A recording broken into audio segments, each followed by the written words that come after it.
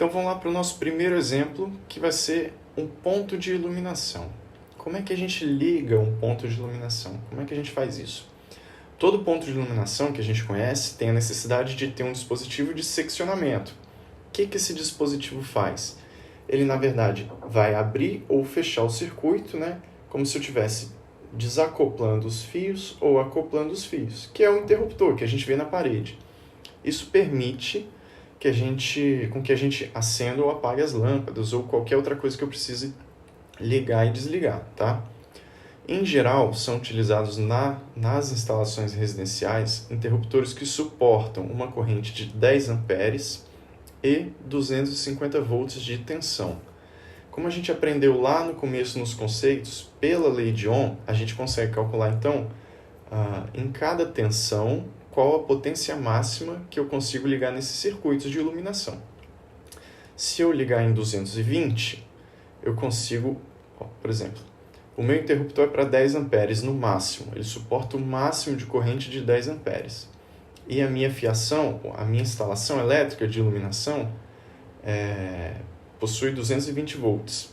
Qual a potência máxima que eu posso ligar de um equipamento, de uma lâmpada, de um refletor? Vai ser V, tensão, vezes I, 220 vezes 10, 2.200 watts. Então, a potência máxima de um equipamento que eu posso ligar para utilizar esse interruptor vai ser um equipamento de 2.200 watts, tá? Em 127, a gente vai ter uma potência menor. Por quê? Porque corrente é inversamente proporcional à tensão. Pela lei de Ohm, para eu manter a mesma potência de um equipamento, se eu aumento a minha corrente, eu tenho que diminuir a tensão, e o contrário. Por que isso é interessante? Porque equipamentos de potência grande, como o ar-condicionado, podem ser ligados em 220 sem que eu tenha que refazer toda a instalação elétrica, colocar cabos maiores. Basta que eu ligue ele em 220, que eu vou ter uma corrente que o meu cabeamento vai suportar. A mesma coisa com chuveiro elétrico. É sempre interessante, se a gente tiver a condição e a opção de ligá-lo em 220, isso vai fazer com que a corrente do nosso circuito diminua. Então, o disjuntor que eu vou utilizar vai ser um disjuntor de menor corrente, o cabeamento mais fino. Tudo isso vai trazer segurança e tudo isso vai diminuir o meu custo de instalação. Tá? O cabo mais fino, obviamente, ele é mais barato do que o cabo mais grosso. O disjuntor é a mesma coisa. Tá? Bom, então vamos lá, pessoal. Como é que a gente faz a ligação de fato de um ponto de iluminação? Aqui a gente consegue ver dois diagramas, né? O multifilar, onde eu tenho todos os meus fios que passam pelo circuito, pelos componentes desse circuito, e aqui um unifilar, que representa a mesma coisa, tá? Vou explicar um pouquinho para vocês. A gente consegue ver aqui, primeiro no multifilar, que existe um quadro de disjuntores, que é aquele quadro de luz que tem lá na nossa cozinha, com vários disjuntores. De lá saem os cabos dos nossos circuitos, né? Vai sair, então, para a ligação de uma lâmpada, por exemplo, a gente vai ter um condutor neutro, a gente vai usar o condutor fase, e nesse caso de uma lâmpada, que é muito difícil você ter uma lâmpada que utilize o condutor terra, tá? Mas ele está aqui representado no circuito que sai lá do quadro de disjuntores. O que acontece? Como é que a gente faz a ligação, então, de uma lâmpada? A gente vai pegar o condutor fase, esse condutor fase vai para o nosso interruptor. Consegue ver? Isso aqui é a representação do diagrama multifilar de um interruptor. Depois do interruptor, ele vai mudar de nome, ele vai passar a ser um condutor retorno, que é o condutor que sai do interruptor e liga na lâmpada.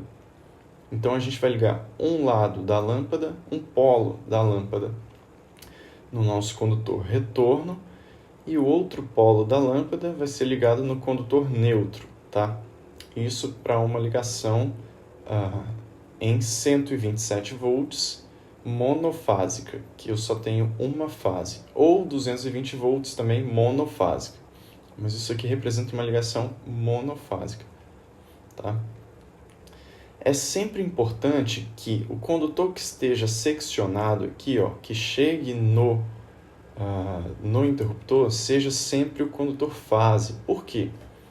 Porque assim a gente impede que a lâmpada tenha um condutor energizado. Se a gente ligar invertido, se a gente seccionar o condutor neutro, vai funcionar. Só que vai sempre ter um condutor energizado lá no bocal da lâmpada. Isso é super perigoso. Se a gente for trocar uma lâmpada, por exemplo, vai estar energizado lá. E a gente não sabe. Então, sempre seccionar o condutor fase e sempre utilizar o condutor azul para o neutro e o verde para o terra. Tá? Isso é determinado pela NBR 5410. Condutor azul sempre para neutro e o condutor verde ou amarelo e verde para o terra. Nem sempre, nem todas as instalações elétricas respeitam isso, tá? Acontece muitas vezes de quem está fazendo a instalação não ser um eletricista ou está sobrando cabo de determinada cor ali na obra, vamos utilizar o que tem para diminuir custo. Então não confiem nas cores que vocês observarem na instalação elétrica. Sempre testem ou com um multímetro, que é um multiteste, ou com uma canetinha que vê se tem tensão, se o componente está energizado ou não, tá?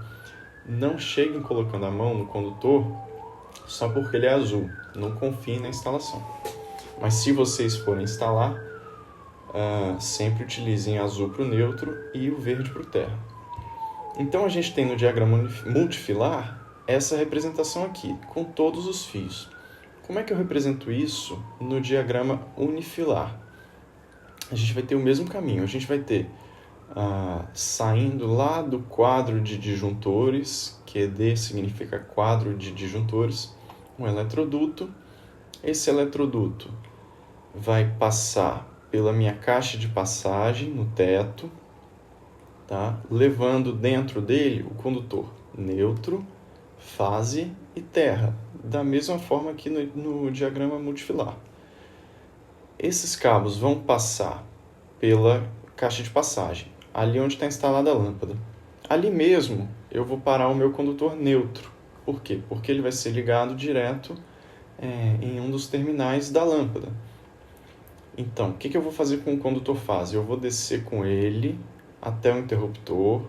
Aqui eu ligo em um polo do interruptor.